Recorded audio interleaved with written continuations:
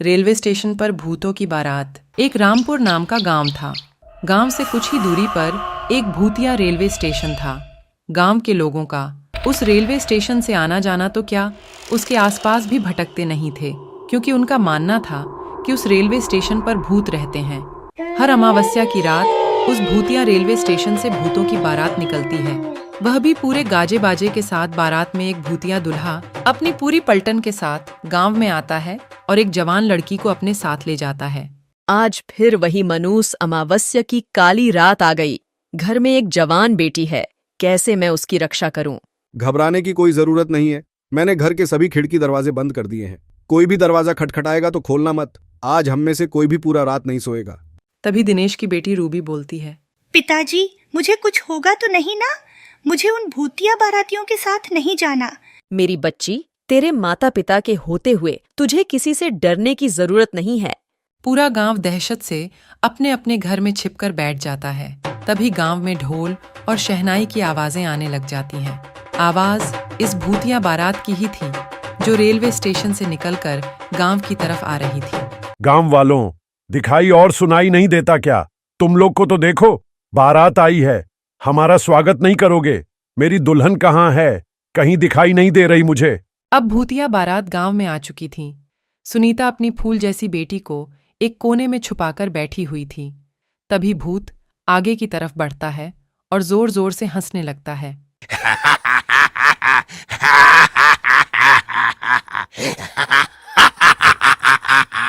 आज तो मेरी शादी है, बिना दुल्हन लिए मैं यहां से जाने वाला नहीं हूं। तुम गांव वाले मेरी दुल्हन को साथ विदा करते हो, या मैं खुद तुम्हारे मातम के साथ उसे अपने साथ ले जाऊं?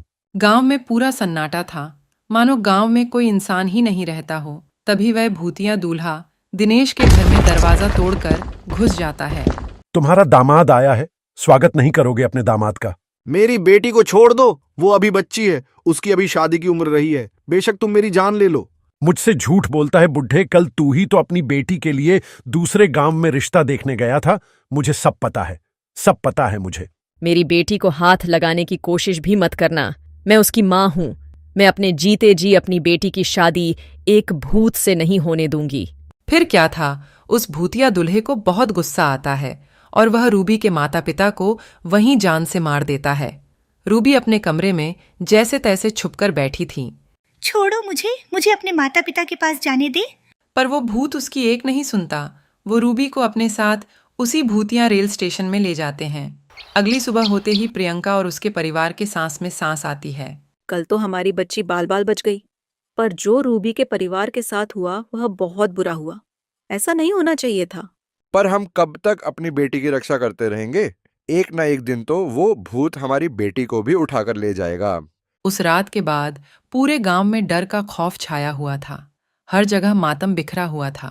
गांव वाले मिलकर रूबी के माता पिता का अंतिम संस्कार कर देते हैं, लेकिन पूरे गांव वालों की जुबान पर बस भूतिया बारात की ही बातें थीं। अरे गांव वालों, ये सब कब तक चलेगा? वे भूत बेधड़क आते हैं और हमारी आंखों के सामने हमारी बेटियों को उठाकर चले जाते हैं, और हम बेबस, लाचार बस देखते रह जाते हैं। दिनेश की बेटी रूबी हमारी भी तो बेटी थी ना? बिल्कुल सही कह रहे हो। इस गांव की हर एक बेटी तो हमारी बेटी जैसी ही है। उन सब की रक्षा करना हम सबका फर्ज है। हम सब गांव वाले मिलकर उस भूत का सामना करेंगे। तुम चिंता मत करना। वह तो सब सही है भाई, लेकिन हम कब तक अपनी बेटियों को कंवारा रखेंगे?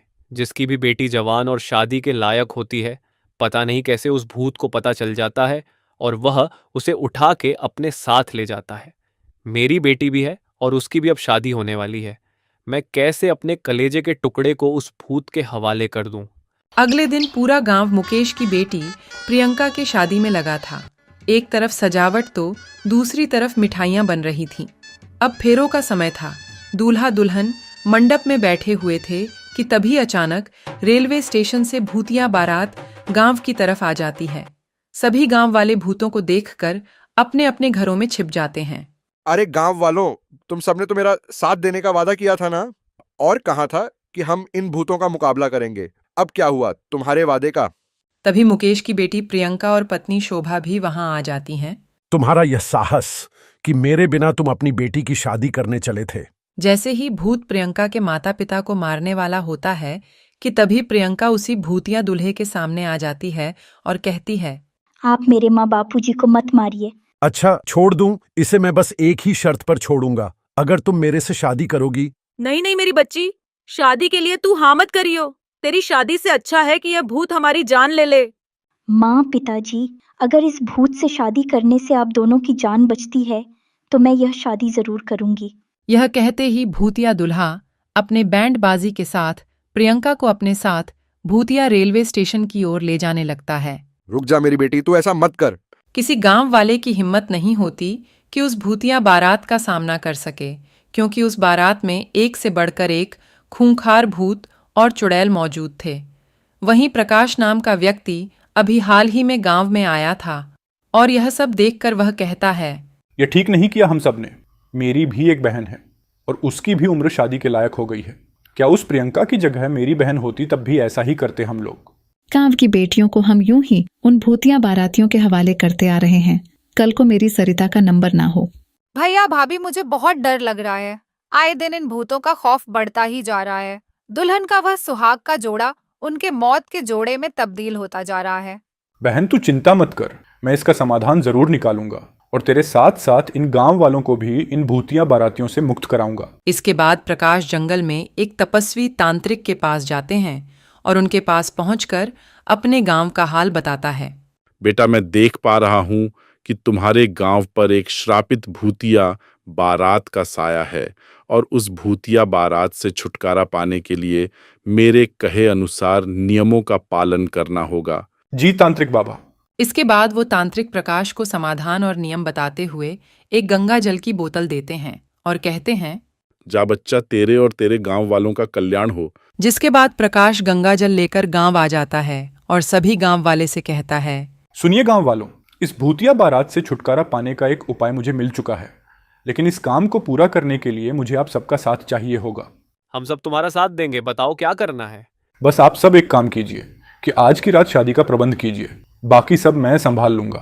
प्रकाश के ऐसा कहते ही पूरा गांव शादी की तैयारी में लग गया और ऐसे ही अब रात हो चली थी और शादी की बात उन भूतिया बारात को भी पता चल गई थी, जिसके बाद वो भूतिया बारात बैंड बाजे के साथ गांव में आ खड़ी हुई। कहाँ है मेरी दुल्हन? बताओ कहाँ है मेरी दुल्हन? भूतिया दूल्हा मंडप में एक दुल्हन को देखता है और उसे अपने साथ भूतिया रेलवे स्टेशन के अंदर एक पुरानी सी ट्रेन के डिब्बे में लेकर चला जाता है, जहां पर बहुत सारे कंकाल ही कंकाल पड़े हुए थे। तभी वह दुल्हन घूंघट उठाते हुए कहता है, ये रही तुम्हारी दुल्हन, कर लो अब शादी। धोखा, धोखा हुआ है मेरे साथ, धोखा। मैं तुम्हें नहीं छोड़ूंगा। भूत के ऐसा कहते ही प्रकाश अपने हाथों में छुपाए हुए गंगा जल को उस ट्रेन में पड़े कंकाल के ऊपर छिड़क देता है और बाहर निकल जाता है, जिसके बाद उस पूरी ट्रेन में आग लग जाती है और वह भूतिया बारात उस आग में भस्म हो जाती है। अशोक के इस काम से अब गांव में बेटियों की शादी अच्छे से होने लगती है और सब कुछ ठीक हो जाता है।